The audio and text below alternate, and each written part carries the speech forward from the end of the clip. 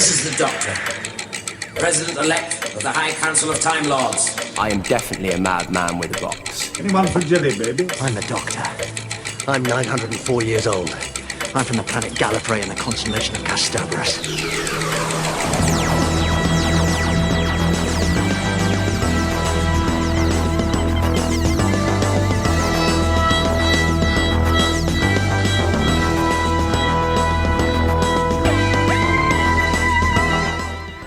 Hey Who fans, and welcome to the Big Blue Box podcast. My name's Gary. My name's Adam. Welcome to episode 47.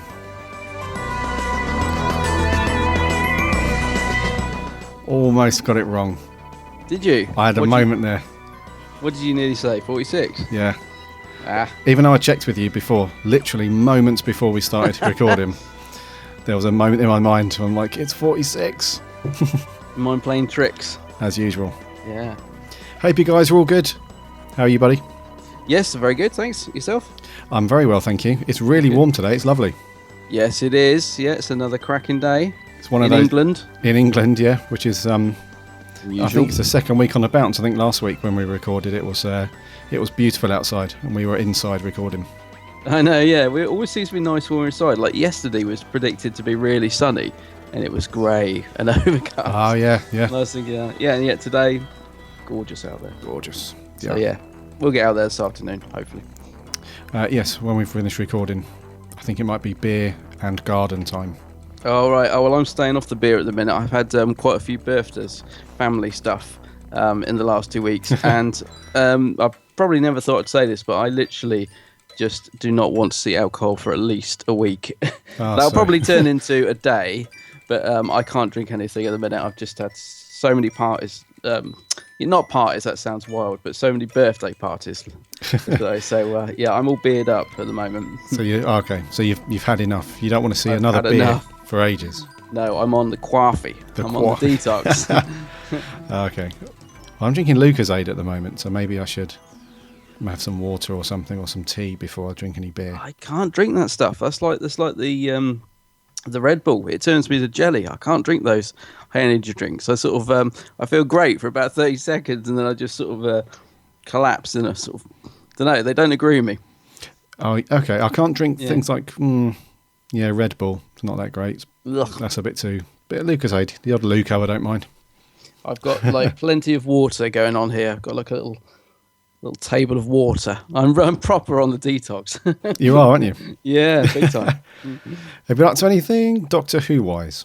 Well, I have been very busy. I've had a lot of family stuff going on and a lot of work stuff going on, so I haven't had a lot of spare time last 2 weeks. But Doctor Who magazine has popped through my letterbox this morning, and it's got a great cover of the delicious Ingrid Oliver on the front. I'm just looking at these big brown eyes, Gary, that she's got, and you could almost dive into them. And so I haven't had much chance to flick through it yet, but I see there's a cosplay feature this week, which I'm intrigued to read about because I like a bit of cosplay. We like the odd cosplay. Yeah. So I am looking forward to having a bit of a proper read of Doctor Who mag later. Cool. In the sunshine, if it's still out. Well, what about you, mate? What have you been up to? Not a lot, really. Not a lot. Oh, okay. I've watched, other than watching our review episode, I haven't watched any Who since we last recorded. No, I saw a little bit of the Time Warrior, I think it was on the other night, the Pertwee one. Yep. I saw a little bit of that in between sort of doing other stuff because that was on the Horror Channel. I've started to forget that Doctor Who's on, I think, because I've been sort of coming in at different times. And because I was really sort of getting into watching the Horror Channel when I got in from work and stuff. And because my hours keep changing and stuff, I'd forgotten. And the other night I saw, Horror Channel, what's on? And it's great because there's always a different Doctor on. So, it's not like if you're in the mood for a bit of Pertwee, which I was, it was great just to have, a bit of Pertwee on the telly for half an hour.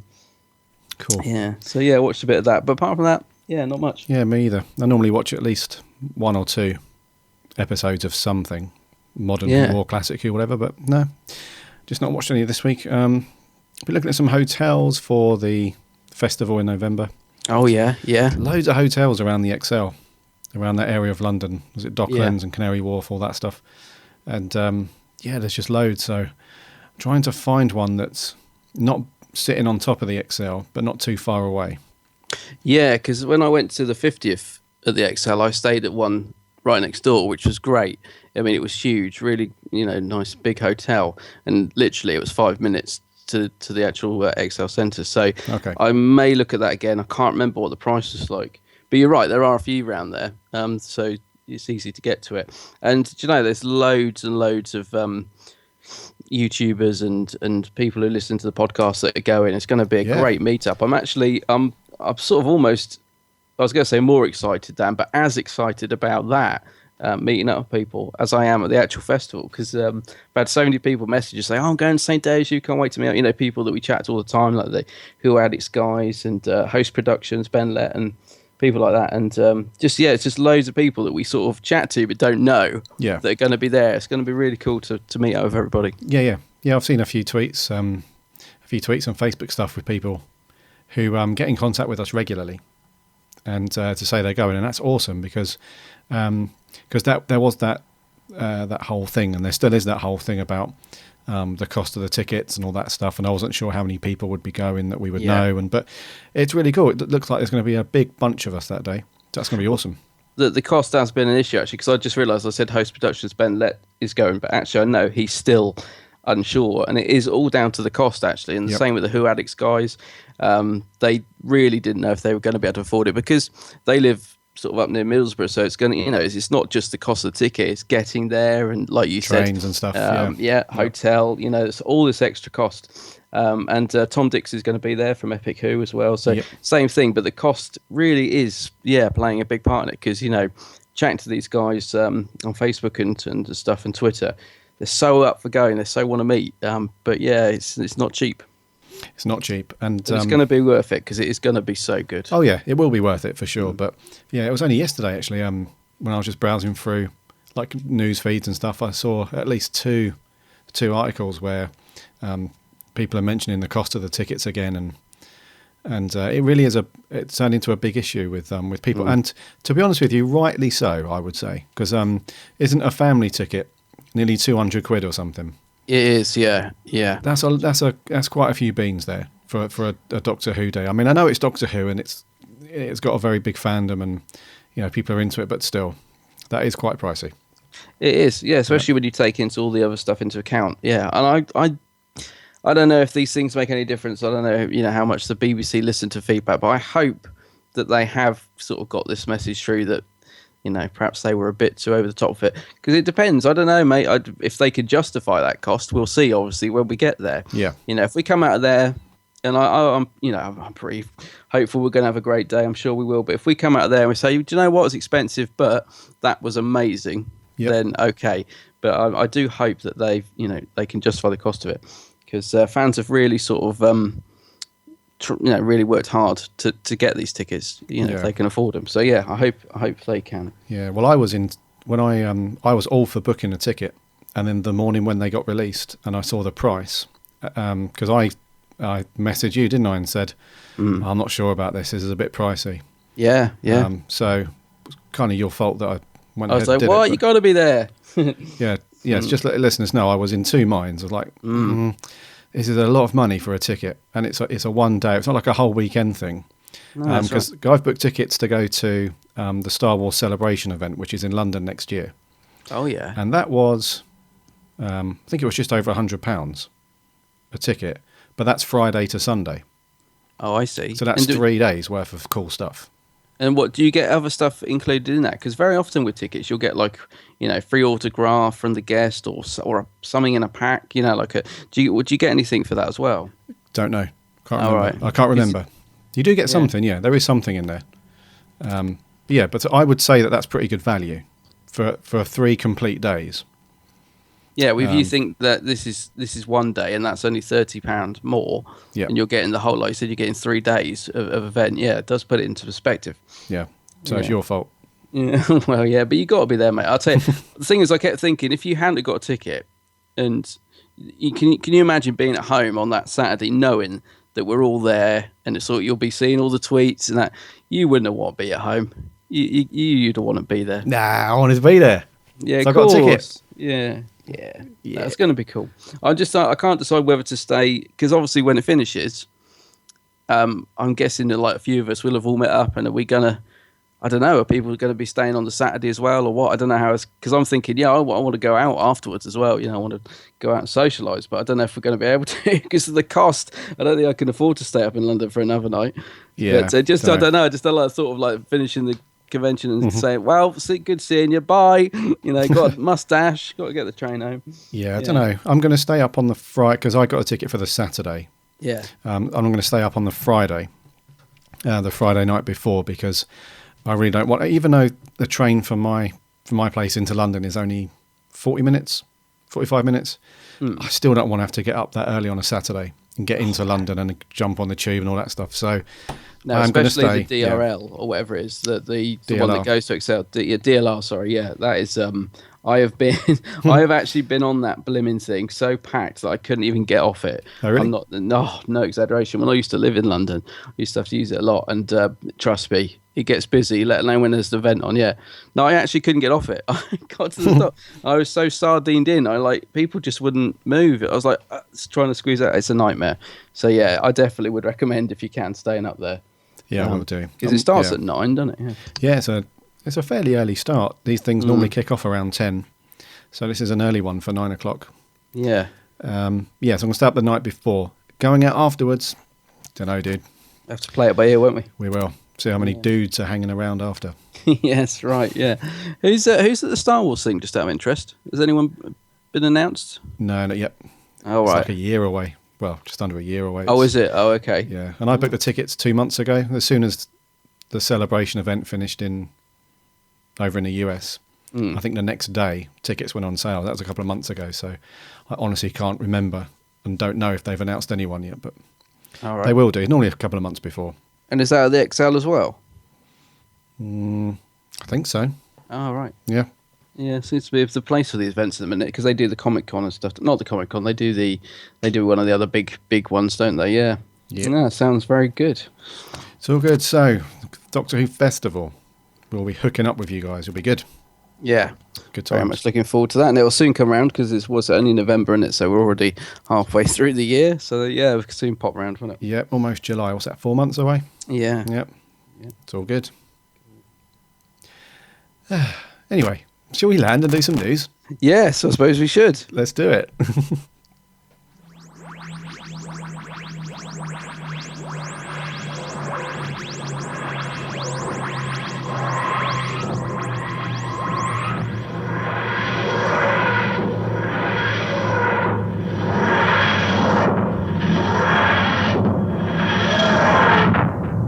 First up in the news this week, this is kind of cool because if you've been into the Titan Comics thing, these have been out for a while, haven't they?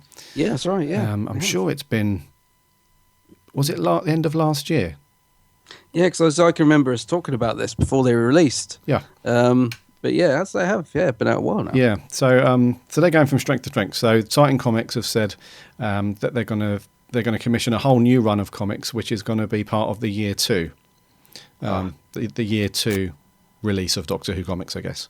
And that's not going to be next year. That's going to start this year. So September, the series is going to continue. And we're going to see 10 and 11th Doctors. Right, nine's gone. 9's gone. He only had a limited run, didn't he? Yeah, he did. In every sense. Yeah, and I'm not sure on the 12th Doctor at the moment. But so from because his comic didn't start until a month or so after, anyway, did he? No, that's right. Yeah. No, it didn't. Yeah. Yeah. So that's very cool. I don't know if you guys have been reading the Titan comics since they were released. I've read most of them. I've still got a few left to read, but they're pretty cool. They are pretty cool. Yeah. So I'm hoping this second year is going to be very cool. And these are to clarify, because there are a lot of different Doctor Who magazine comics out at the minute. These are the US ones, but they're actually very easily available over here, aren't they? But technically, they're the US ones. Because I remember this when before they came out, we were saying there was this thing that we weren't going to be allowed to buy them over here, wasn't there? Do you remember that? That's right. We were sort of saying, oh, well, where are we going to get them? And then they were actually, it was so easy, you can just pre-order them from loads of places, but they are good. Actually the Ninth Doctor ones are actually really decent. They've all been pretty good. I mean, like anything, there's been one or two not so great, but I always love the artwork on it. And they do tend to do loads of different variants for each issue, don't they? Although they've kind of cut back on that now. I think there's only sort of two variants now. I'm not sure. They've cut back on it, but when they first come out, like issue 1, 2, and 3, literally had about 10, maybe more variants for the same issue, didn't it? There was like the US there was cover. more. Yeah, there was loads. Yeah. It's almost impossible to try and get them all. Yeah, but there are some cool covers and really great artwork in these. I like them. They are cool, and and those variants, they're a pain in the arse. They are. They are because you order a few of them. Well, I do anyway. I ordered a few of them, and then I'd go into a comic book shop and see more. I'd be like, I'll just get this other one. Yeah, and then a week later you'll see another variant. You'd be like, I'll just get this one too. So I think I'm not sure which one it is, but I think I've got all the variants but one. I think it might be either the first or the second edition of either the 11th or the 10th Doctor. Yeah. I've got bloody loads of them. I think I've got like 12 of the same comic with just a different variant cover. Yeah, I would be surprised if I haven't got similar. Maybe not quite that many, but I bought quite a lot of the variants when they first come out. Yeah. I was a bit gutted actually because I bought a special comic box to keep them all in. I thought, right, I'm not going to just let these get ruined on the shelf because they are really nice to keep actually. So I bought a special comic box. It was really cheap, just a cardboard thing, you know the thing I mean, like they have in the shops. Yep. It was and I put them in, and I'd started putting them in a nice sleeve with a little cardboard backing to keep them all neat. They look great, and then I run out of those. But I just kept putting the issues in. And the other day, because we've been moving stuff around a lot lately, I went to put some in because another batch had arrived for Forbidden Planet. They'd finally sent them out.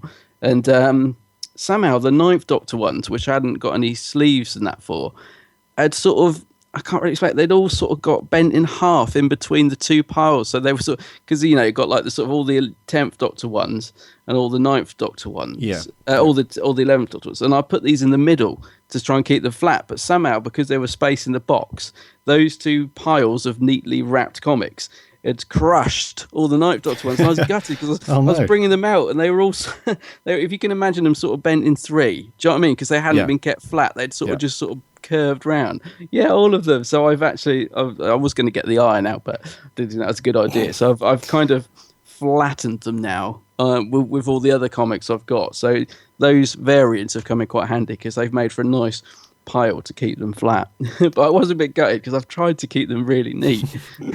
A decent weight. It just didn't pay off. Yeah. Oh man. But they are great comics. Yeah. They are cool. Yeah, September this year. Cool. Year 2. Right, in other news, so this is a bit of a strange one actually. I was flicking through Twitter and a lot of as you do, and there was these, I can't remember who posted them, but there were some pictures posted of Dan Starkey in a Cyberman outfit, which is very reminiscent of the sort of moon-based Tomb of the Cybermen, that sort of costume. The Troughton version. Yeah, the Troughton one. Yeah, so it's like he's in a sort of miniaturized, so he looks like a miniature Cyberman basically, and he's on the set. I'm assuming this is the Doctor experience because he's on the first Doctor's console, with that background and stuff with all the roundels. And I was just sort of thinking, there's sort of a lot of chat in fandom, but what are these pictures for? I mean, a lot of people were saying, God, wow, is there going to be like a miniature Cyberman in the new series? Is this for Series 9 or whatever? But I don't know. I mean, I wouldn't.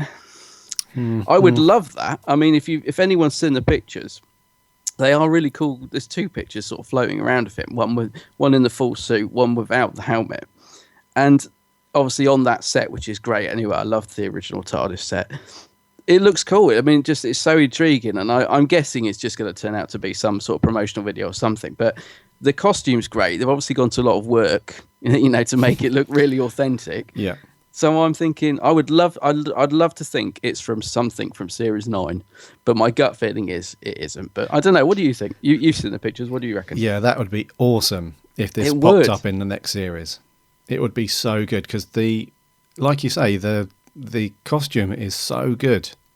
I mean, I'm assuming it's the helmet and stuff is all like based on the original full size thing, and it's only the rest of the suit that's like the miniature version. It looks really, really cool.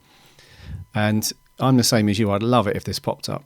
And he looks really, he almost looks unimpressed. He does, doesn't he? Yeah. Yeah. The picture where he's just standing there and he hasn't got the headpiece on. He's just got the rest of the costume. He's kind of got this confused look on his face, Dan Stark. He's got this, what's going on? But it looks really cool, though. And I think it is at the experience. Yeah. With the roundels and all that jazz. Pretty sure, yeah. Yeah. Yeah, that looks really cool. If anyone knows like what's going on, just drop us a line on Facebook or Twitter. But I'm really intrigued by it.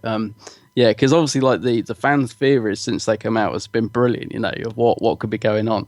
I don't know. See, I don't know who took the pictures. I don't know if we're allowed to share them because I'd say we'd put them on our Facebook so you could all see them, but I don't know if we can because I don't know who owns them. But I'm sure you can find them. Just Google Dan Starkey and Cyberman outfit and have a look because they're great pictures. Yeah, can't wait to find out what that's all about. Yeah, and I quite like the original Cyberman design. Yeah, me too. Although it's basically just a lot of foil and hosepipe and the like basics. What's on the arms? It's got like little. They're not ping pong balls, but they're similar, aren't they? Yeah. Yeah, all up the arms. Yeah.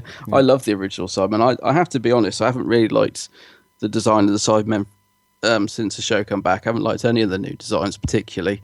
I love the original classic look. Yeah, I like the original. The issue that I've got with the most current Cyberman design is that it's just a complete rip-off of the Iron Man costume from Marvel.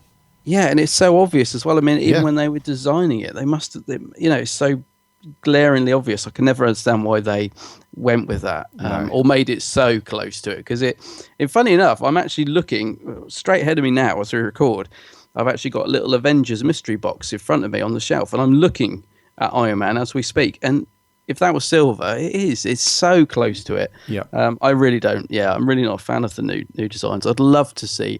I mean, I was thinking actually when we watched Adventures in Space and Time, how brilliant those Cybermen looked in it. Yeah, even though you remember them smoking and stuff, obviously. But yeah, they just are so iconic. And this is a great suit actually. I mean, I love the Monda Cybermen, but this is probably the sort of next evolution of it. Yeah. The moon base and two Cybermen. It's a bit more simplified because they used to have that big bulky thing, didn't they? Which must have been hell for the actors to actually wear. Really cumbersome. And this is a sort of simplified version. So yeah, it's very classic. I like it.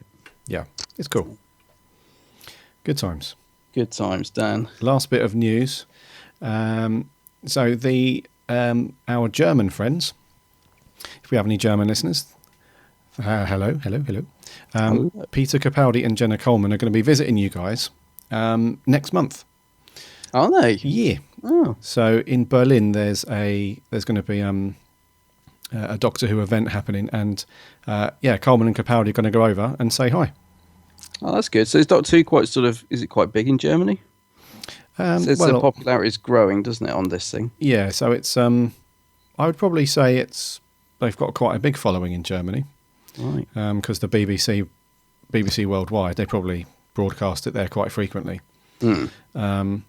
So, I mean, this is quite cool because, although that we've not really had a moan or anything, or we've had a little rant the last couple of months about there not being many Doctor Who events in the UK. And, a lot of the actors and stuff going over to the US and that kind of thing, which we honestly don't mind. It's not our job to mind anyway, you know what I mean? But it's, we're not really too fussed. But I don't think over in Germany they've had much at all in the way of Doctor Who stuff. So it's kind of overdue a little bit. So, do you know what I mean? So it's not like it's not like any reason to be like, oh man, another one happened, outside the UK. This is quite cool because I don't think those guys have had much from the BBC in terms of events or conventions and stuff. So. No, it's cool. I'm just wondering actually because I'm assuming they're still filming, aren't they? So they haven't wrapped on filming yet, have they? No, not yet. No. So this will probably just take a break. Probably need a break actually, judging by the filming schedule. No, it'd be cool. This just reminded me actually talking about the serious wrapping and getting closer to our screens. Just wondered if you'd seen that ridiculous trailer for the American US with the TARDIS. Yes. Yeah, I mean, It wasn't even the fact that it didn't show anything. I can deal with that because it's just a teaser. I get it. It's just the fact that it was I mean, I could do better than that on Movie Maker. It was just so bad. Just all these shots zooming into the TARDIS. I was like, what the hell is this? I don't know who produced that, but it's shocking. Yeah, I think it was, that might have been an internship project or something. Yeah. But I'm looking forward to, I know a lot of people are saying, where's the trailer? We're really looking forward to the trailer. I'm still thinking it's just a little bit early to get, I'm sort of thinking more, perhaps next month would be cool if we start getting little dribs and drabs. Don't want it too much because otherwise you keep getting little bits and it feels too, it still feels too far away. So I don't want anything too soon, as excited I am for a trailer. But yeah, maybe next month it'd be cool if we get a little sneak or something. It'd be good. Yeah, probably the end of next month, I would say. Yeah, I reckon. Yeah, because especially as they're rumouring sort of September as a start date, aren't they? So yeah, that'd be cool. Yeah, so enjoy our German buddies. Yeah. Next month, I'll put a link in the show notes as well if anyone's interested in the details. But that should be a cool little event. Yes. Yeah. Right, so that's the news pretty much, isn't it, this week? Yeah, so dude, what are we doing this week? Well, this week, it's a good one actually to do. We are doing, I just don't know what to call it though. The TV movie, Paul McGann, let's just say the Paul McGann movie. The Time Lord has 13 lives, and the Master had used all of his. But rules never meant much to him. So, I stowed his remains safely for the voyage back, because even in death I couldn't trust him.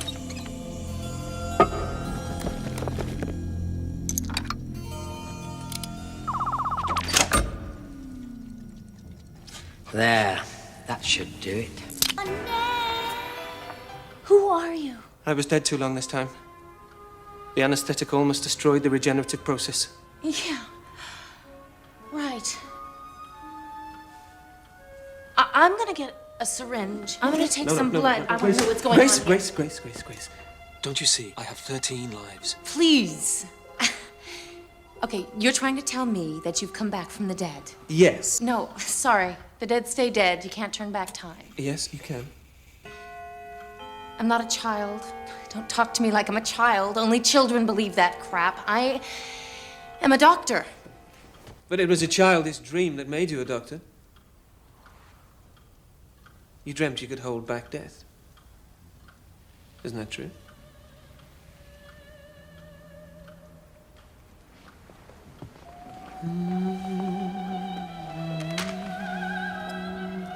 Don't be sad, Grace. You'll do great things. So where do we start with this one, buddy? Well, before we say anything, I must just say I do have a bugbear that it doesn't have a title, because I think it's really odd to just call it The Movie. Because if you say Doctor Who The Movie to me, I think of Peter Cushing and the Dalek stories. Yep. I think, I just find it really bizarre that this doesn't have any title. And I did look online earlier to see if they ever sort of come up with some titles, and I did find some, and typically I've lost them. I was trying to find them while the clip was playing, but I think one of them was like The Enemy Within or something like that, because the Enemy Within was one of them, because the studio and the people that were funding it and stuff wanted a title for it. They kept saying, "What's the film? What's it called?" Yeah. And I'm amazed that they never sort of come up with something, because I just find the movie really dull. It doesn't say it's the. I'm just going to call it the McGann movie. Well, I was under the impression that it was just called Doctor Who, and it was only because of logistical sake they added the movie to it. Yes, I think you're right. Yeah, that's it. That's what happened. Yeah. Yeah. So we're just calling it Doctor Who. Well, I think we should refer to it as the movie. Right. Okay. Because it is a movie. Yeah. I went. Yeah, I was going to say, and also on the DVD, because I was thinking, okay, whatever's, when I was putting on our Facebook, this week we are watching, and I was thinking, what am I calling it? So I looked at the DVD, I thought, whatever's on that DVD cover, that's what the BBC have decided. And I always thought it said the TV movie, but it doesn't, it just says the movie. So yeah, we'll go with that. So yeah, where do we start with this one? Where do we start? So this is a different kind of beast, isn't it? Very much so. The movie. Yeah. This is not your average run-of-the-mill Doctor Who story or production, I guess. So this was back in, was this the 90s? It wasn't it? 96. 96, yeah. Yeah. And that, for some reason, it didn't feel it didn't feel long ago, but it actually is, isn't it?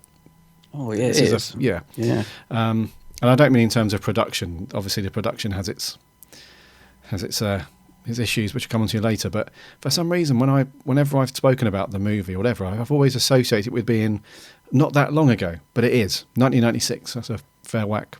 No, I'm the same, actually, funny enough. I mean, I remember buying this on VHS. That's how long ago it was. Because I think it came out on VHS the week before. I seem to remember having it early. But yeah, it is. I always think of it as being sort of, I don't know, not that long ago, like you said. And I don't know why that is. But yeah. So this is, they brought this back, was it 7 or 8 years after Doctor Who had been, well, on paper, suspended, but so after Doctor Who was cancelled, let's be realistic. Yeah. I think it was 89. So it was away for a few years. Again, and I thought it was away for longer than that. Why did I think that? Anyways, 1989, Doctor Who disappears. Then there's rumours and rumblings and all that kind of stuff about Doctor Who returning. Everybody's getting hyped up and excited. Oh, it's not a new series or anything like that. It's a made-for-TV movie. So everyone's like, oh. And I think the only saving grace, really, when this was announced was probably that we were getting a new Doctor. Yeah. Which is always exciting. And there was a reasonably famous movie star who's going to appear alongside Paul McGann. Yeah, I mean, he had done quite a few. He'd done a few sort of blockbuster films before this, hadn't he? I don't think at the time I sort of particularly thought, oh, Paul McGann. Don't think I really knew who he was at the time. But yeah, he had done a few bits. He'd done like Alien and 3. Had he by then? I'm not sure. I think so. Yeah. Don't know, but he did, with Nail and I, obviously. But that was a bit of a cult classic. But it's actually one of my favourite films. Just out of interest, have you ever seen With Nail and I? No. Oh. Watch it. It's the maddest film ever, but Paul McGann's in it. A very young Paul McGann, and he is a good actor. So, yeah, a good choice, I think. Yeah, I was also referring to Eric Roberts as well. Ah, right. In terms of like being reasonably, because he had done a few low budgety films, but his name was definitely, people knew who he was. I dread to think what sort of low-budget films Eric Roberts has done. Oh, yeah. Well, from my youth, I remember a very cool martial arts movie called Best of the Best. Yeah. Oh, right. I remember watching it a few times. But I think he'd done a few films around that era and that budget. Mm-hmm. But I think if you were in the US or Canada, you probably would have known his name at the time. Yeah. Yeah. So, story is really basic. The master's supposedly dead, and one of his last requests is to strangely have the Doctor transport his remains back to Gallifrey. But he escapes en route, and then just proceeds to try and force himself into the Doctor's body so he can continue his reign of evil. Yeah, and that's your lot, really. That is it. Yeah. And do you know what? I watched this 2 nights ago. I have watched it a few times, but not for a while. And you saying about how the memory cheats with things like time and that. Yeah, I was actually quite surprised how that, like you said, little there is in the terms of story. That is it. It's not even like world domination or it is basically all about the Doctor and the Master. Yeah. Isn't it? Him wanting to steal his eyes. And it never occurred to me before because that in itself is a bit of a mistake because if you're trying to, they were hoping this would sort of lead on to a future series. Yeah. And obviously, like, if you're not really invested in those characters, so if you're coming at it as a new viewer, which presumably there were a few, if you don't really know the Doctor and the Master, or you're not really bothered about their characters, you're not really going to be interested in this story because there isn't anything else in it in terms of, you know what I mean? Yeah. You know, it's all about those sort of two, really. So if you haven't got any interest in them as a new viewer, you would have switched off, or you wouldn't, may not have engaged in it. And I hadn't really noticed that flaw before because obviously I am invested in those characters. So it's not something I've ever really sort of thought of. It was only when I was watching it from a review point of view, if you like, that I was sort of thinking, yeah, hang on a minute, there's actually not much story here. You know? Yeah, I mean that's literally the crux of the story, isn't it? Yeah. And it's interesting that they didn't. I'm not sure if this is because if there's some kind of legal reason or a copyright reason or whatever, but you would have thought that by making a film that would supposedly bring fandom back on board and bring Doctor Who, make it popular again, so that they could launch another series, a new series. For some reason, I kind of think that they, should they be mentioning Daleks? Should they be featuring like the really famous monsters from Doctor Who? Yeah. So it's kind of interesting that there's no mention of any kind of his famous Doctor monsters. It literally is just a face-off, isn't it, between a Doctor and the Master? Yeah, that is pretty much the crux of it. Yeah. So that part of it's interesting, because I would have thought that, because they didn't really hold back on the rest of the details. The TARDIS is present, sonic screwdriver, Mr. McCoy. So the continuity is all there. Yeah. But they just didn't reference anything else from Doctor Who's history, really, other than Gallifrey and a couple of other little snippets. But I think it was quite a sort of troubled production, actually. I thought I was watching with the production notes, and they were sort of saying that the BBC or whatever didn't even own the rights to the theme tunes. They had to buy them off Warner Chappell Music. I was thinking, how does that happen? Yeah. Do you know what I mean? Yeah. It's just all these things that you just assume. And I think it was the funders or something, I don't know, because I think all this changed a lot as they were sort of getting the movie off the ground. But I know there was quite a lot of resistance to having McCoy in it, and I believe it was the producer. What's his name? He's quite involved in it, isn't it? Philip Segal? No, not Philip Segal. Philip Segal. What's his name? Yeah, it's Philip Segal. Is it? Oh, Philip Segal. Yes, Yeah. it just sounded wrong. But he obviously sort of, I am assuming, is quite a fan, because he sort of wanted all this sort of continuity bits in it. He wanted to sort of include quite a few things from the old series, because I think the BBC wanted Tom Baker in it, from what I can understand from the DVD commentary notes and stuff, because just because they assumed he was the most popular Doctor, and never mind why he's in it. So yeah, but personally, I'm glad McCoy's at the start, because it does give us a regeneration and lead into the next Doctor. I'm surprised they went with it, really surprised, because I would assume they just would want to start fresh. In fact, I'm amazed they didn't just try and do a reboot, to be honest with you. I'm really pleased, and I'm assuming that's down to this chap, the producer, that they, he said, no, this is what I want to do with it. Mm-hmm. And I'm glad they did, because it does then fit in with the series, in its own way, if you like. Yeah. Because we do get the McCoy regeneration, and obviously we get to see him turn into McCoy. But yeah, I think for a sort of a new viewer or a casual viewer, they may have been a bit like, what the hell's going on here?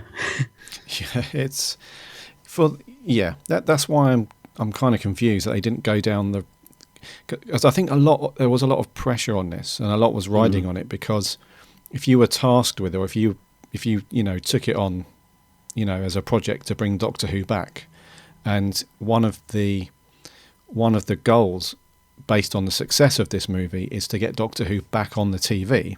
Yeah. You would have thought that they would have pulled out all the big guns.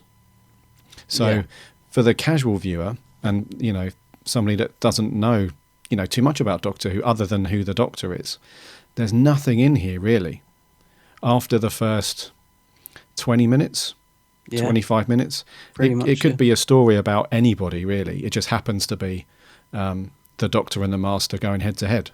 Yeah. You know what I mean? So it is kind of strange that they didn't pull in a lot more from Doctor Who's history and the whole lore of, that universe. But I think they've tried to... Yeah, like I said, I think they have tried to sort of put in some stuff, some references for the fans, and some of it's just, I mean, the intention is good. Yes. I think with a lot of it, there's a lot of good intention in here. But I'm thinking right at the, for example, right at the start, this, I don't know, it's the sort of thing you'd write, not as a kid, but it's the sort of thing you'd write thinking it was cool, but actually when you think about it, is not.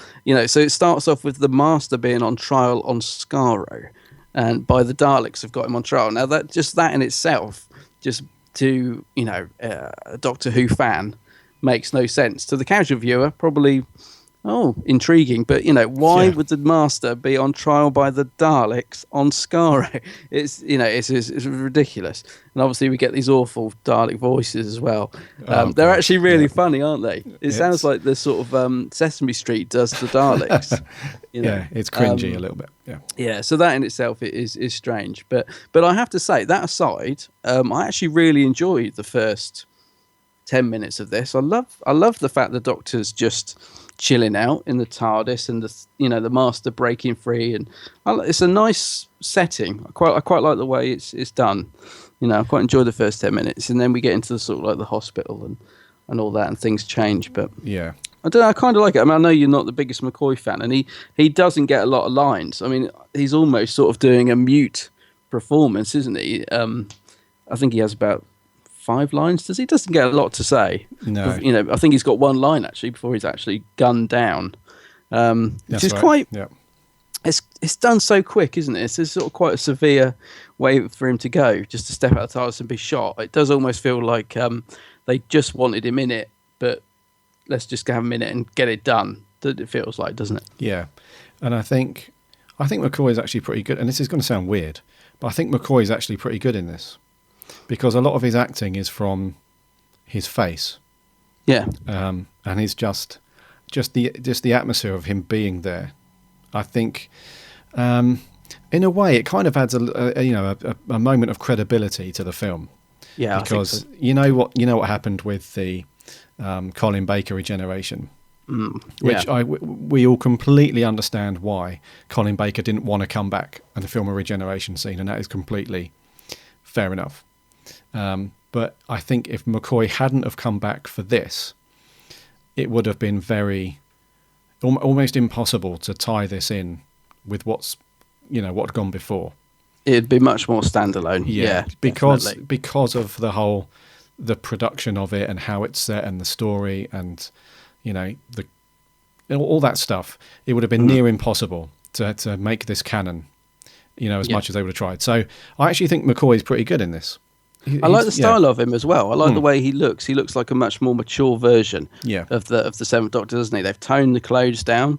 He's got sort of a bit more crazy hair going on. He looks sort of more. Yeah, I like what they've done with it. And although he's not in it a lot, I think you're right. It's just a nice little setting for us to sort of see, the Doctor's Seventh Doctor go, if you like. Yeah, that's quite cool. I think it works well. And so the TARDIS then.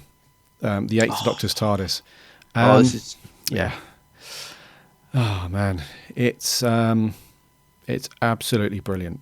Yeah, I was going to say, if they got one thing absolutely right in this, it is the TARDIS. It's gorgeous, absolutely. Love it, absolutely love it. The whole thing. I think the size of it helps.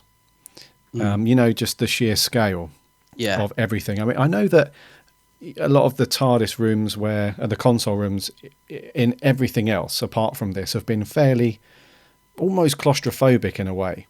And it's not until some of the more modern Doctor Who where they've had the Doctor sort of going underneath the console and it's opened it up a bit more and there's like a balcony that you can walk around and all that stuff. It does open up a bit more, but this is massive. And it kind of, to me, it represents more accurately what the TARDIS room and the whole TARDIS should really be like. Yeah. Because there's no reason why the Doctor's... Because he spends most of his time in the console room. So there's no reason why it shouldn't be really big and vast and have everything there that he wants. And the furniture as well. It's got like this real old sort of antique Britishness to it. Yeah. And he's just sipping on a cup of tea and... It's just fantastic. That part of it, when Sylvester McCoy is in the chair with his feet up, he's got opera on or music on the record player. He's sipping, his little cup and saucer. That for me was just, if we could isolate that moment and replicate it throughout this movie, it would have been amazing. Because that moment there is just perfect Doctor Who for me.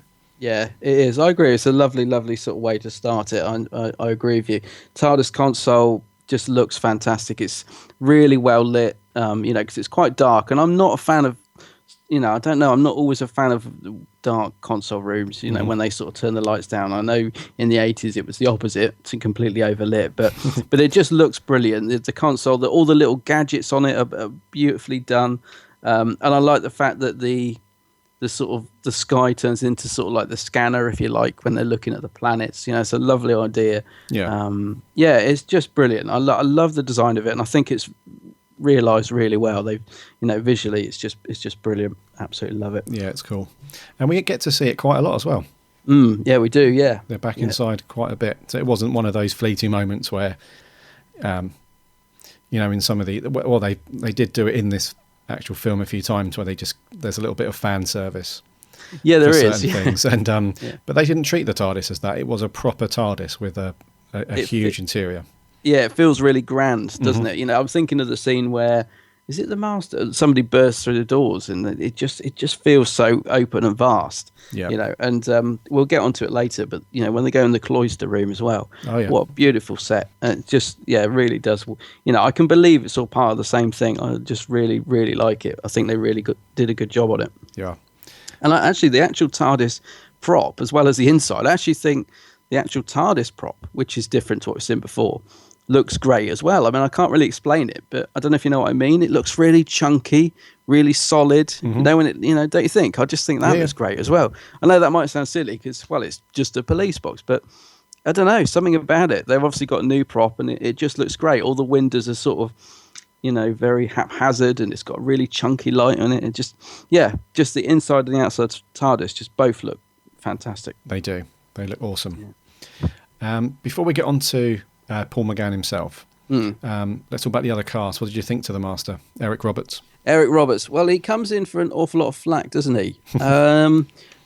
He's not great, but do you know what? Watching this again the other night, he's not as bad as I thought. In my mind, I was thinking he was awful. I remember thinking he was a dreadful Master. But do you know what? I actually found him quite enjoyable to watch. Not necessarily great, but the humour in that kind of appealed to me the other night. I thought actually he's not awful.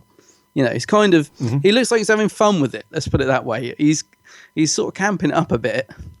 He looks like he's having fun in the part. Although I don't think he was, judging by the production notes, because apparently the contact lenses absolutely were killing him. They're huge. So I don't think he was actually enjoying it that much, actually, with the sort of makeup side of it. But no, he's not great, but he's not as bad as I remembered. And I actually thought him and is it Chang Li, the character? Chang Li, yeah. The Asian child. Yeah. What is that line? I know. It always makes you laugh. It's just so like, what the hell? Well, the nurse character finds it amusing as well. It always makes me laugh, that bit. They kind of work quite well together, I think, is what it is. So, I don't know. I just don't know about Eric Roberts. I can't really see him as the Master, but in terms of this TV movie, I think he works okay. Yeah, I think he works. I'm pretty much the same feelings, really. He's never going to be a patch on, any of the actors who have played the Master in the TV series. Let's put it that way. But I think in the context of this being a made-for-TV movie, I think he doesn't do too bad. No, he's not dreadful. I mean, he's not. He's being quite grand and everything. But there is some humour in there as well. He is quite sarcastic. His humour is very sarcastic, which is quite cool and kind of unusual for the time, because anything that came out of sort of the US and Canada at that time, it was still at that point where the Americans didn't really get sarcasm that much. The humour was still very almost slapsticky and very direct and obvious. So it was quite cool that it was written that way. I'm not sure if that was a BBC or a British influence on the writing. I'm not sure, but he does come across as quite deadpan and sarcastic in his humour, which is quite cool. And I did find, I mean, it's not cringeworthy to watch, put it that way, because I remember I've only seen this 3 times. And I remember the first time I watched it thinking, wow, this is not amazing. But when I watched it yesterday, I did think, it's not that bad. What do you mean, the Master? The or Master, the overall? yeah. The Master, yeah. I remember thinking Eric Roberts, he's not that bad. No, I actually found myself quite enjoying the deadpan. I was quite surprised, yeah. Same as you. I just found myself quite enjoying his sort of dryness and, and like you said, his little one-liners that are delivered so deadpan and stuff. I don't know. So I suppose the only way I could describe it is a bit of a sort of guilty pleasure, if you like. Cause, I wouldn't ever say it was great, but I don't know. Maybe I was just in a different mood yesterday, but I didn't find it bad. But I do wonder why he's a snake. That whole thing when he's like this liquid. I haven't quite got my head around that because I don't know why. I know he's got to escape, and it sort of works quite well in terms of plotting. But what is going on there? Why is the Master a snake for the beginning of this story? What's that about? Because I've never known the Master be able to sort of do anything like that before. He kind of remains a snake for the entire story, really, because when he's inside that body of the Master, that ambulance guy, that paramedic, Bruce. his eyes are always snake eyes anyway. Yeah. Do you know what I mean? So he's kind of a snake. Maybe it's just because it's a stereotypically evil creature.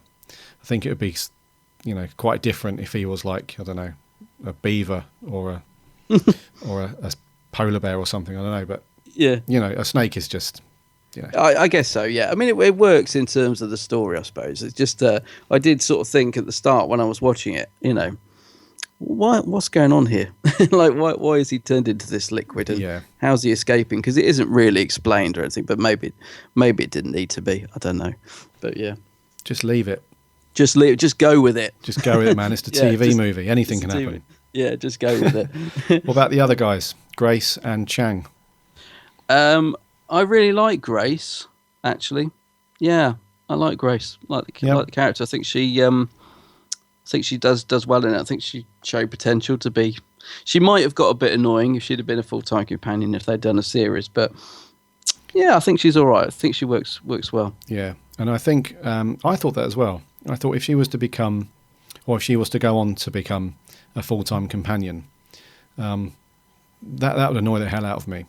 Because throughout this movie, although she's quite good, there were times where they dipped into that romantic side of things for the Doctor. The companion and the Doctor. That was very much. She was very well. She fell in love with him by the end of the film, and you can imagine that if she would have carried on, she would have just been this nagging girlfriend, like always on his case sort of thing, and. Yeah, so I'm glad. A bit sort of Ten and Rose, you think, might have been? Yeah, kind of, because, I mean, maybe this is where it all stems from, the whole Doctor having romantic liaisons with his companions. Maybe it all lies at fault with the movie, because this is where it kind of kicks off from the modern era. Yeah. So, I don't know, but I thought she was quite cool, though. I thought the way that she played the whole, when the Doctor goes inside her car, and after he's tried to convince her that he's not human and all that kind of stuff, and he just sort of hijacks her completely, really, just jumps in her car and off they go, and she can't get rid of him. That whole scene where she's trying to figure out who he is and he's trying to convince her about where he's from and what's happening, I thought that bit was all good. Yeah. She plays that very convincingly, I thought. She's got a good rapport with McGann, I think. I think that together they work quite well. I do like, I mean, the sort of scenes in the operating theatre as well are quite it's quite horrific in a way, isn't it? I actually think the direction in this film's really good. As one of the notes I put on, I think the way it's directed and filmed is actually really good. Like the bit where he kicks off the tray. It's all, when she's actually operating on the Seventh Doctor and inserting the camera and stuff. And there's some really great shots in this. I was thinking it is actually really nicely filmed. Like, there's the bit where the Master turns up at Grace's house as the ambulance driver, and the door opens and the camera just sort of pans in on him, and then there's a shot of the Doctor giving him a sort of slightly strange look. Is that there's, what I mean? There's just some really nice touches in this film. Yeah. I really do like the way it's filmed, and directed. But yeah, no, I think Grace works quite well. She's good at the start. The only bit where she sort of flounders a bit for me is when she thinks that the Doctor's mad, and she's sort of humouring him, waiting for them to sort of cart him away in a white coat, and she's a little bit over the top on that. I think I remember at the time being surprised that she didn't take up the offer to travel with him. I remember thinking, oh, that's unusual, but I like that. I like the fact that because it would have been so cliche, wouldn't it, that they all go off together in the TARDIS and here we go. So I quite like the fact that the ending, she's like, no, I'm not, got my own life sort of thing. And there is a line actually which I really like, which is when she says to the Doctor, he's like, come with me, and she's like, no, you come with me. And it's actually the way McGann acts it, actually. It's not really the line, but McGann's like, me come with you, as if like that's the first time anyone's actually said to him, why don't you come with me? And I like that because it's different. It's sort of like, as I say, it's the way McGann sells it, really. It's as if, like, he's always having to sort of do the work, if you like, and someone's actually saying, oh, why don't you take a break? And he's like, oh, I like that little scene. I like that as well, because maybe that has a different meaning for different people, but the way that I read that line and that little scene was, she was kind of saying, what makes your life any more special or interesting than mine? Yes, yeah, exactly, yeah. So, I agree. That's very cool. And Chang? Chang, well, he's okay. He's fine, actually. Nothing, I think he works, again, in terms of the story, and I think the actual whole cast just sort of gel quite well in their own way, and I think he fits into that. Yeah, I think he's fine. Yeah, he's cool. I mean, he doesn't really have... For some reason, I thought that he was in it a lot more. When I watched it yesterday, I was thinking, he's not in it a great deal. And I thought he had a much bigger part, but what he does do is okay, I guess. He's better when he's with the Master, isn't he? As I say, together the two of them work quite well. They've got some good lines together. I mean, there's a bit where there's a really nice little line where they're in the ambulance and Chang Li says something like, you kill me, meaning you're so funny. And the Master's like, you want me to kill you? And I think when they're together, I actually really like both of them. He's a little bit, at the start, he's a bit, when he's nicking the stuff, and it's a little bit cringy maybe, but I think he's all right. I think he does good job. He works well with Eric Roberts, so does all right. Yeah. So Mr. McGann. Mr. McGann. Yes. Yeah. So let's actually, just before we go on to him, let's just say about the regeneration then, because because obviously this reminded me a little bit of the Capaldi regeneration. It's kind of over in a flash, isn't it? Yep. After McCoy laid their gurning for a few seconds and pulled these awesome faces. Yeah, it's nice actually the way they pair it up with the Frankenstein on the TV. That's a really nice. Again, a good sort of shout out to the direction. I like the way that's done. That's cool. But it's done very quickly, and we get McGann, and he spends a little bit of time wondering who he is. We get him sort of, who am I? We get all that, don't we, on the mirrors and all that sort of thing. But once he settles into the Doctor, well, I just love McGann. I just really love McGann. I just would love to have seen more of him. Yeah. I think he's sort of, when he settles into the role, I just think he's great. Yeah. Yeah. Thank the Lord for Big Finish. Yes. Oh yeah. Because for me, Paul McGann is up there in my top 5 easily. My fave Doctors, and we don't really do lists on here, but I don't know, there's just something, like you say, once he settles into it and he just plays his socks off. Yeah. He's unbelievable as the Doctor. I'd probably say, he's, in terms of performance, this is probably one of my favourite performances of the Doctor. Really? I mean, he is good. I really, it's a very charming performance. I didn't mind it so much at the time, but watching it again the other day, I thought that the costume's a little bit over the top. It's kind of reminds me of, someone's put together what they think a crazy Doctor would wear, like this sort of Awardian thing. But it does suit him. But I think he's a little bit hampered by the costume and the wig. He wanted to do it very much in the style of how Christopher Eccleston was, didn't he? He actually shaved, pretty much shaved his head when he arrived on set, and the director was horrified. He's like, what have you done? It is a shame that he's sort of under this wig. I don't know, but I think the performance from McGann is great. I think he's an instantly likable Doctor, and you can see so much potential in him. So, like you said, thank God for Big Finish for tapping into that and giving us some great stories with him. Because he's such a good Doctor. He's a great Doctor, yeah. Yeah, really good. He really I love is. his performance in this. That's probably the thing that kind of keeps me watching it, really, is his performance. Because I think if it was a weaker actor and not as great a performance as the Doctor, probably this comes in for a bashing, doesn't it? A lot anyway. But I think if there was somebody weaker or not as good as Paul McGann, it would have been, we're talking about 1 out of 10. Well, a lot of the time. Yeah, I don't know. I enjoyed this quite a lot actually the other night. I have to say, I enjoyed watching it. But yeah, there's a lot of issues with it. I think they're trying hard to please a lot of different people, and perhaps not always succeeding with it in terms of the production. Yeah. But yeah, you're right. I mean, McGann brings this up big time in terms of the quality of it. Yeah, he's really good in it. So there are some issues with it. Yes. Let's kick off one of them. Okay. What's this whole business with the Doctor's half human? Yeah. What's the crack with that? I just don't know. I mean, to this day, I remember the first time I watched it going, what? I don't know what the reason is for it. I don't know why they felt they needed to put it in. Mm-hmm. It seems a strange thing because it's the sort of thing shows do when they feel they've got to freshen something up. We've got to add another element in here. We've got to add something new. I just don't know why they did it in the TV movie. I just don't know why it's in there. I don't know. I think there are fan theories that get us out of it because it is a bit of a sort of ball and chain around the leg of Doctor Who, isn't it? Once because it's in there, so it's technically canon. Mm-hmm. So thankfully, there's been theories that the Eye of Harmony was tricking the Master and it's nonsense and all that. So we can quickly get out of it, and I think I personally choose to believe that he's not half human, that it was the Eye of Harmony just trying to trick the Master. But it sort of does play into why Lee Chang-Li can sort of open the doors and stuff. So it's a bit of pivotal to the plot. So I don't know. To me, it's a bit of a clanger.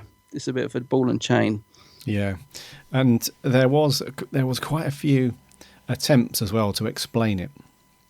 Following on after this story, I think there were a couple of books that were brought out and some other bits like a comic as well. Yeah.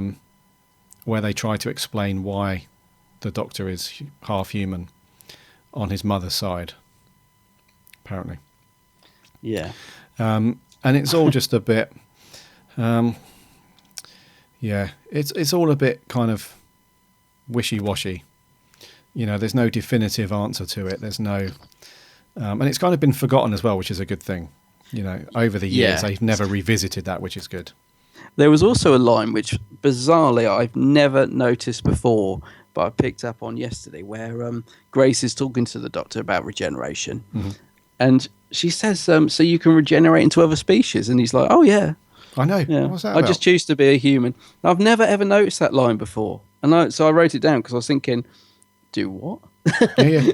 The Doctor can regenerate into other species. So I'm glad that I'm just going to brush over that as well, because that would suggest the Doctor could regenerate into. Wow, hang on a minute. Maybe that ties in with why the Master's a snake. Oh, I don't know. I don't want to get into it. It's a can of worms. It's a massive can of It's something. a massive can of worms. Yeah. So there are these little sort of things that they've thrown in that they just. I don't know. They just don't need to be there, and I don't know. Yeah, there are some other cool little touches though. Mm-hmm. When they're in the ambulance and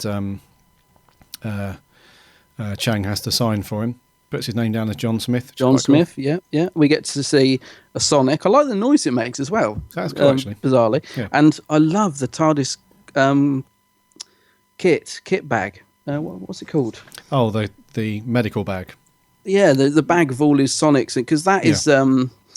I mean, that's really nicely made. It is. I think we. Yeah, the Peter Davison era. That's what I'm trying to think of. They sort of had one, that's it. Which slightly resembles that. But this is a really nice sort of earthy feeling sort of look to it. It's great. I love that little kit bag. Well, it's based on a classical Doctor's equipment bag. Yeah. And it's really nice because it's got loads of cool stuff inside. Yeah, it just looks. I just would love to have a replica of that. It's great. Yeah, really nice little touch. One thing we haven't mentioned, which I know we both love about this movie, is the music. Ah, yeah, the score. Yeah, it's brilliant, isn't it? It's great score. It is a great score. Yeah, it's we'll come on to the theme in a moment, but the music throughout the movie is it's got this really nice mix of. It's difficult because I'm assuming that there wasn't a great deal of budget for this, so it doesn't really have that really big orchestra feel to it that we have now. But it does have this really cool kind of modern feel to it, but it's mixed in with this really grand organ style stuff, and it just works. It works so well. It's really, really good.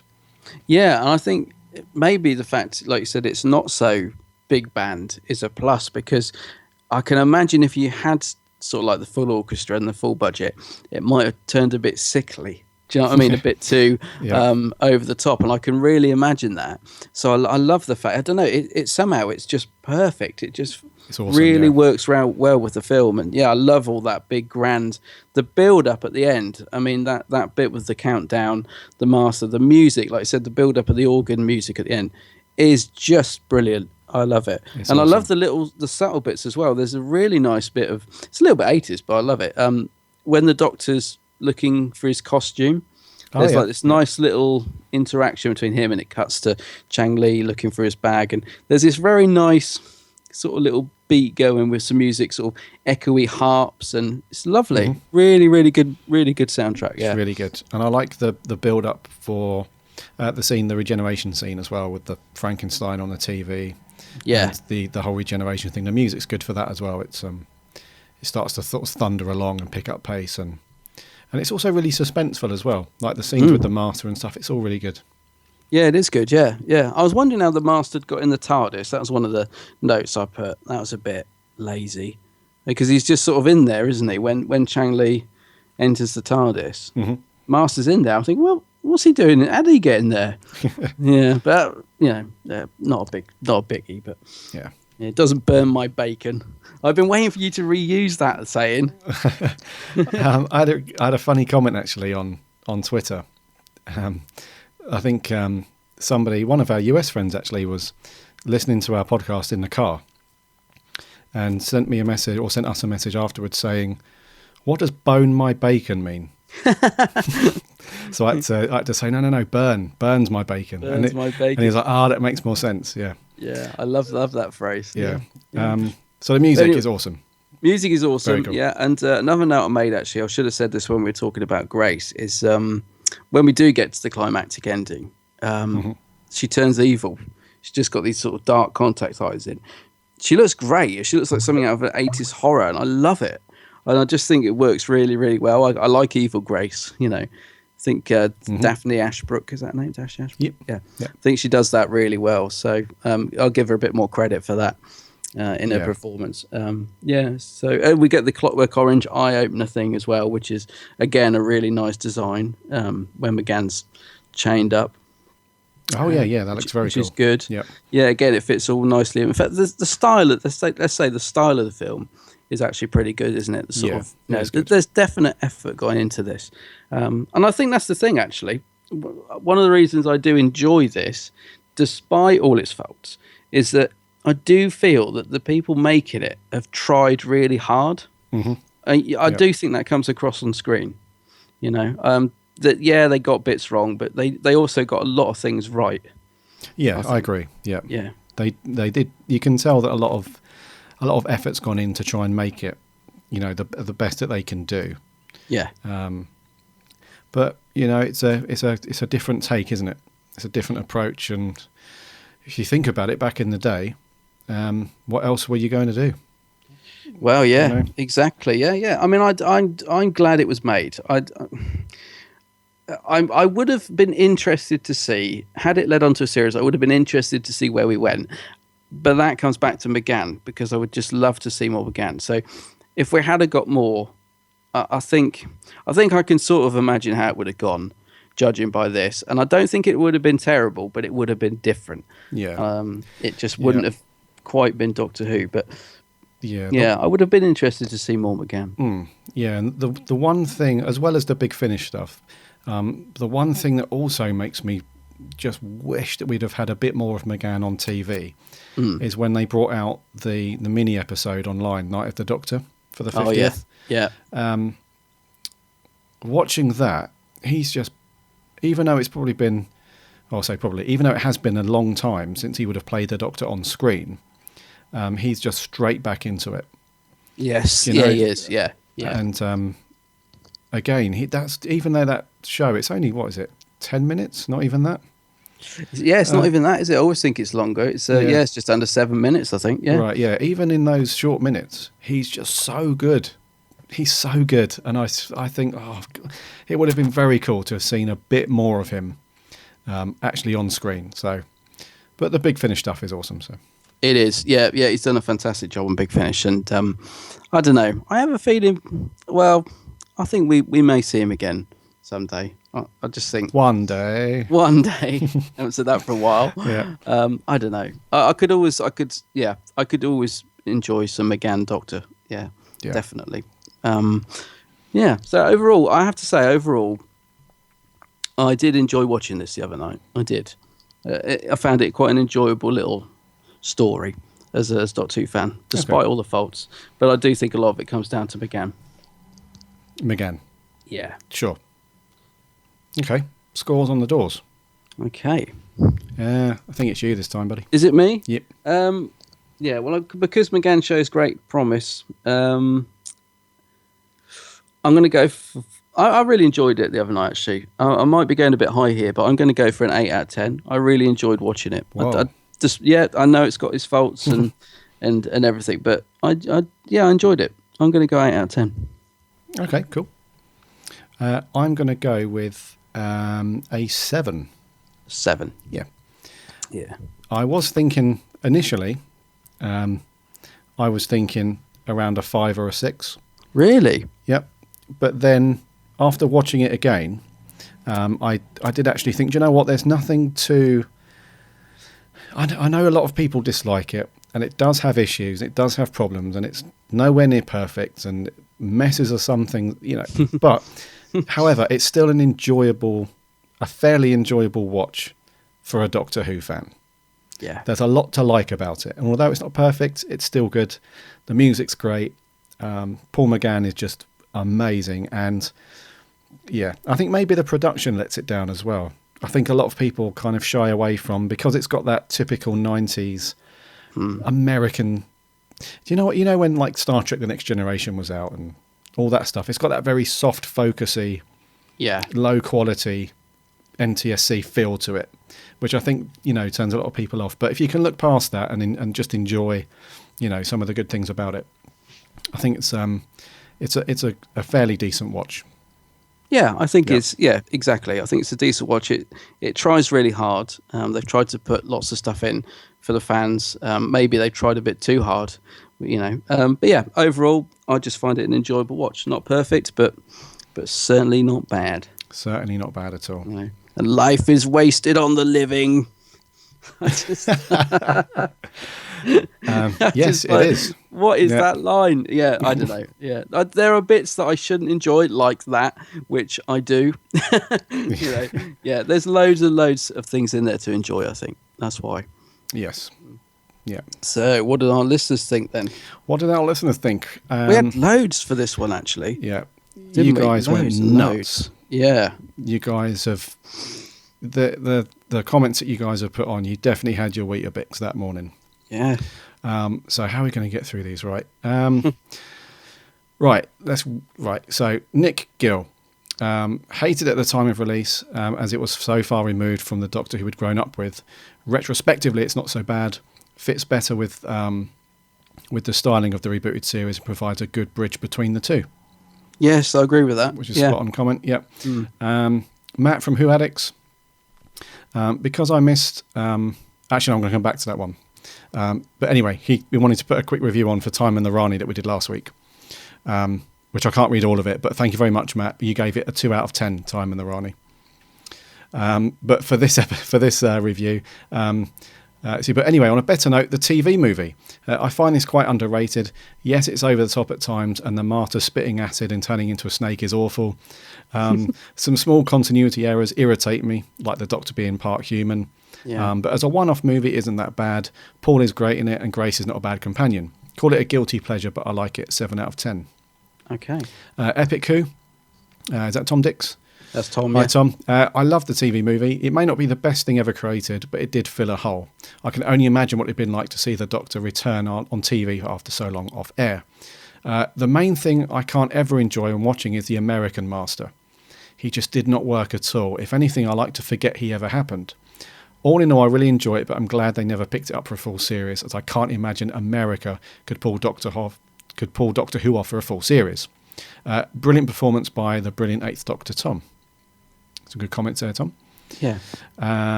Michael Taylor. I can't read all of it out because you really did go to town. But you did say, I came to this after binge watching the whole reboot and thought I would hate it. However, the opposite is true.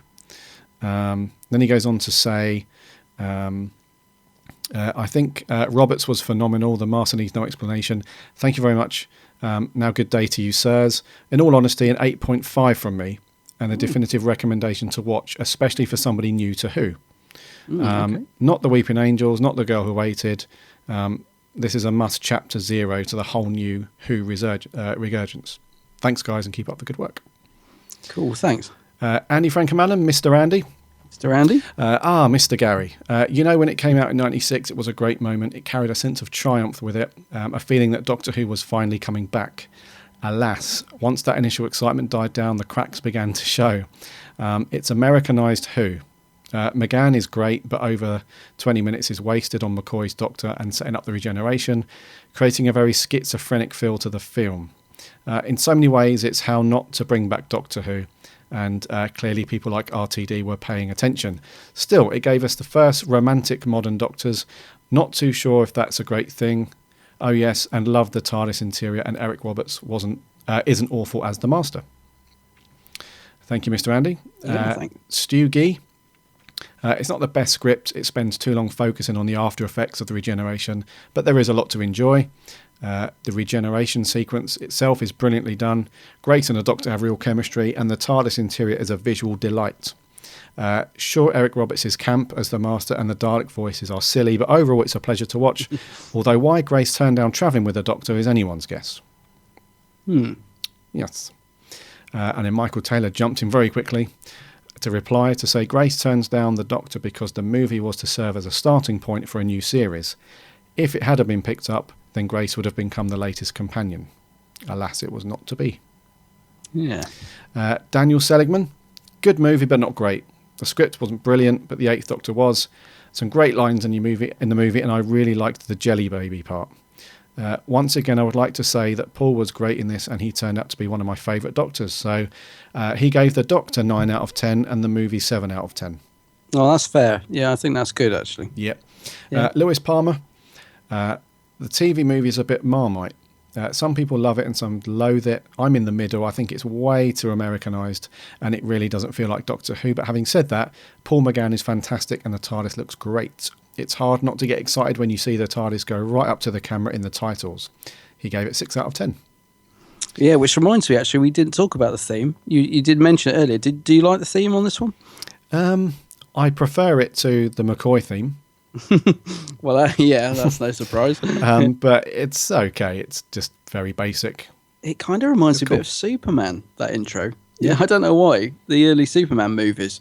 But I do love the TARDIS coming towards the screen and stuff. I think that's really nice. Yeah, it's quite cool. Yeah, the theme's okay. Yeah, it's all right. Our good friend Cousins, 2019. Hey, Cousins. Love the TV movie. It's got a great plot to it. Love the 7th to 8th Doctor's regeneration and the 8th Doctor's TARDIS. I don't mind Eric Roberts as the Master. I love when the Doctor gives the policeman the Jelly Baby.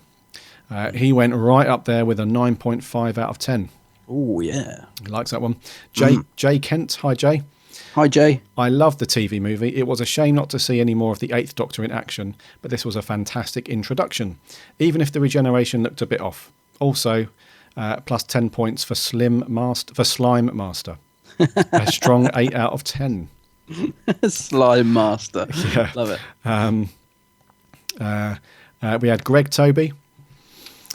Good film, but not a good Doctor Who film. Would have been better if it had started with McGann. He's brilliant in this, but I prefer him in the Big Finish audios. Lovely casting, but I'm not too sure about Eric Roberts as the Master. The soundtrack is an absolute joy to listen to, and the acting in this is superb. Not really a fan of the hospital scenes, though, but does give it an 8 out of 10. Okay. We're almost done with these, I promise. Matthew Gibson Duxbury, 7 out of 10. It's okay as a Doctor Who story, a bit better as a love story. And overall, looking back on this one, it's a nice bridge between New Who and Classic. But what I guess is the point is no one even cared about it lasting for me. And the best thing about it is the Eighth Doctor, who is a nice mix of new and old Doctors. Yeah, that's true. Yep. Fionn Walsh, really like the movie. Paul McGann is brilliant. It was amazing to meet him in real life. First Doctor Who DVD I owned was this movie. Really like it. 8.5. Cool. Melissa Murphy, Eric Roberts as anything makes my movie awful. I like Paul. I'd watch it again just because it's the Doctor. George Coppen, very enjoyable. Very enjoyable. Everyone does a brilliant job, and I would like to see Eric's Master in some Big Finish. It's interesting. 7 out of 10. Stuart Stockwin, dreadful. Too Americanized. The Master is crap. The whole human Doctor idea thing is just what the hell. Grace is unlikable. Titles are far too long. And what was that regeneration about? That should be the Master's regeneration. And the Sylvester McCoy's Doctor final words is just as bad as Colin Baker's. The only good thing is the end because it's over. Oh, 1 out of 10. Harsh. Stuart, you went there, buddy. With the 1 out of 10. Yeah. What are McCoy's last words? Because Colin Baker's is carrot juice. Yeah, McCoy's isn't on the operating table. Puccini? Something about a clock? Anyway. Yeah, anyways. Devin Baker, you have reviewed 3 terrible episodes in a row. The movie is terrible, messes up everything. 3 out of 10. Go, you wait till next week. We're really sorry, Devin. We're really sorry. We thought this was good. Yeah. Jeff Waddle, McGann, 9 out of Jeff. 10. Eric Roberts, 4 out of 10. The movie, 5 out of 10. Don't have a clue what went on, and we'll never rewatch it to find out. And to finish off very short and sweet, Yanto Williams, 2 words, American TV. Oh, and that's your lot. Oh, that's your lot. All right. I got a few on Geeks. I'll just rattle through these. Got John Gurnahill just says, fantastic story. Callum Johnston, I love it as we got to see more of the effects of regeneration and the aftershock. He gives it an 8 out of 10, so he agrees with me. Matt Kelly, Eric Roberts almost single-handedly ruins the entire film. If you're listening, Eric, Matt's not a fan, but we thought you weren't too bad. Lee Collins, he's got the autograph, the Doctor and the Master's autograph in his collection. Yeah, Lee Collins has got the regeneration set, and he's got both McGann and Eric Roberts to sign it. Very jealous of that. Nice. Andrew Wu, he says, great Doctor let down by a bad plot and terrible Master. Regen should have occurred at the beginning, and more character development was needed for Grace and Chang Li. Okay. I think maybe they were just hoping they'd get to do that later on, but I know what you mean. Katie Shawcross, she said this was her first introduction to the Doctor and she loved it. It was favourite for years as a kid as well. Let's have a look. Fraser Lockley. Fraser, you left a brilliant comment. It's far too long for me to read, but I will just skip through it a little bit. Do check it out on Geeks Handbag because he's got some great points here. He says he really enjoyed the TV movie. I think McGann is perfect casting, and if I'm honest, it refreshed my interest in Doctor Who again. The TARDIS interior was fantastic, as was McCoy's handover. He says, on hindsight, the fact that it was never picked up for a series was perhaps a good thing in the long run, as it prolonged the vacuum left by the 89 cancellation. So yeah, I think I agree with him. I'd love to have seen more McGann, and I'd like to see what they did with it. But I agree with him. I think it needed that rest to come back. Ryan Anthony. Now, I know Ryan was really desperate to comment on this one. So he says, where do I start? What an incredibly bad movie. Ryan, what? Doctor Who is an English show, so for American production to be involved, it's not the best for me. The plot had potential but was wasted. It goes over the top. The Master is a weird snake thing, for goodness sake, and then the Doctor can suddenly walk through windows. It clearly lacks consistency with the series, and due to how bad it gets, it shows how desperate they were to get something Doctor Who out there for the fans. But frankly, I'd rather have no material at all than this. Ryan, I can't agree with that. On the bright side, the 10 minutes of McCoy was good, as was the awesome TARDIS set, and I can't fault McGann's acting, but unfortunately 3 things isn't enough for me to be impressed by it. He's given it a 3.5 out of 10. Oh dear, Ryan. Oh dear. Okay, quickly moving on. Thomas Andrew Evans, he says, I love the TV movie. I personally thought that McGann played the Doctor absolutely amazingly, and I think if we had a few series with him, he could have potentially become a lot of people's favourites. I do agree with that. I love the Jelly Baby scene and thought Eric Roberts was an astonishing master. 9 out of 10. Whoa. Wow. I like that one. Yeah, he liked it. Jonathan McEwick, it's obvious that the writers didn't know what they were doing with the source material and the characters like the Master. And the way they practically kicked poor old Sylvester McCoy out the door at the 5-minute mark is just insulting to him. Oh, dear. I'm sorry to laugh. It's just the thought, just the way you've written it. But however, I like the 8th Doctor in this film. I have to commend the fact that they tried to make Doctor Who like the Brits, but it was just made the wrong time.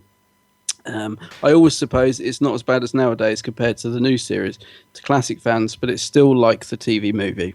So yeah, I think they kicked him out the door after 5 minutes. Well, he got a little bit of airtime. I'm sorry, I kind of messed up your comment there, Jonathan, but I think we got the gist, hopefully. Yeah. And finally, so I've got 2 more, but Harry Westergaard, incredibly flawed but incredibly fun. The main flaws are with Eric Roberts as the Master, who I feel is the worst Master to date, but it does have a lot of good things to offer. The soundtrack is fantastic. The TARDIS set, both the box and the console, was beautiful. And Paul McGann is a fantastic Doctor. Thanks to Big Finish, is one of my favourites. The movie does have a lot of issues, but you can tell that they were trying their best. And in the end, it's not as bad as its reputation states. And a lot of people agreed. Harry's got quite a few thumbs up for that comment. I agree with a lot of that as well, Harry. Yeah. And finally, our friend Helen Jones. Hello, Helen. She's left a lovely, really long comment, and I'm just going to give you the gist of it. She says she has very mixed feelings about the Doctor Who movie. Paul McGann is one of the best Doctors, and Eric Roberts is most definitely the worst Master. She loves Paul McGann's outfit, but she says, what the hell is going on with the Terminator Master? And how bizarre it is, bizarre homage to the Rocky Horror Picture Show at the end. That's the bit where he comes down in the big cloak, doesn't he? That's it, yeah. She loves the character of Grace and Chang. The TARDIS itself was incredible. I'm so glad that elements of that version seem to be creeping back into the design since Peter Capaldi took over. Yeah, that's a good point. Other thoughts: no to Half Human, no to Kissing, and no to Snake Master. But to finish more positively, I didn't hate it as much as I did in 1996, and it gave us the Paul McGann as the Doctor, which to awesome Big Finish audios and Night of the Doctor, I will be forever grateful. So she likes it a bit more now. Yeah. Some great comments. Lots of thoughts going on there, and I love it. Thanks guys for all your comments. It's good, bad. It's just brilliant to get your views, and I love them. And even when I'm laughing at them, I'm laughing at it in a good way because I just love hearing what you guys think. It's great. Yeah, that's the best part of the show for us. Yeah, is your comments. It's really cool. So we thank you muchly. We do. So what are we doing next week, buddy? Well, who was it who said that we've done some bad ones on a trot? I think it was Devin Baker. Devin, Devin, I don't know what you're going to make of this, but next week we're doing the Colin Baker story, Time Lash. Which, oh my word, well, I better not say too much because I don't want to ruin my review, but let me just say I haven't watched this for a very, very, very, very long time. Yeah. Don't know. It might be great. I can't remember. I haven't watched this for a while. Yeah, I've seen it once. And it's going to be a good one next week. It's going to be a good one, yeah. I would say. Yeah. And on that note, I think we're going to wrap. Yeah, I think we should.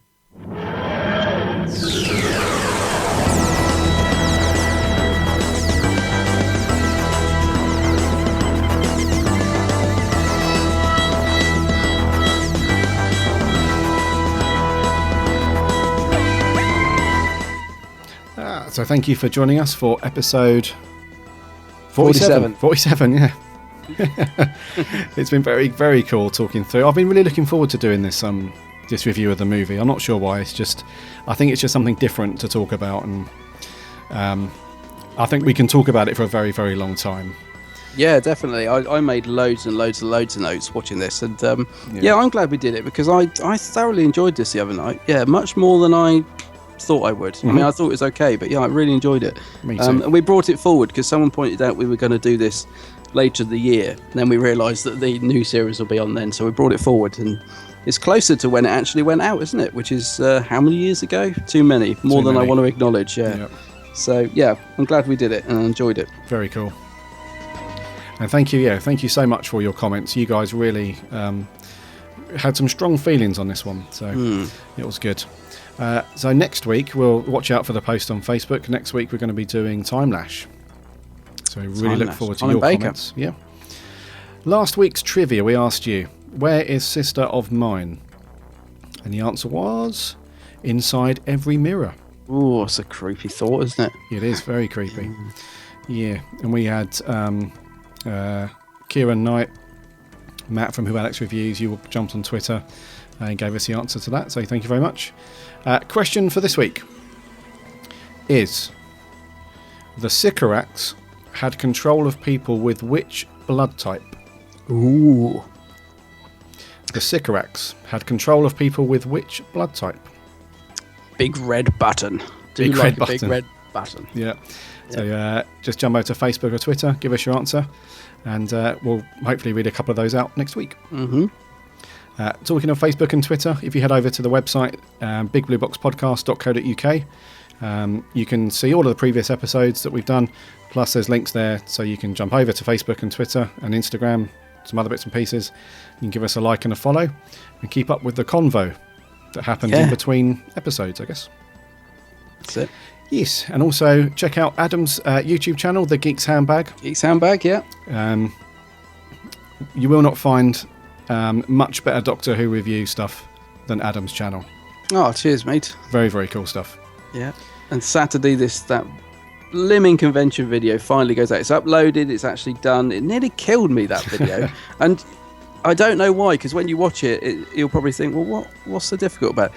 I don't know. It just took me forever, but it's done. I can't do any more. I keep watching it thinking, I should go back and do that. But no, I've got to leave it.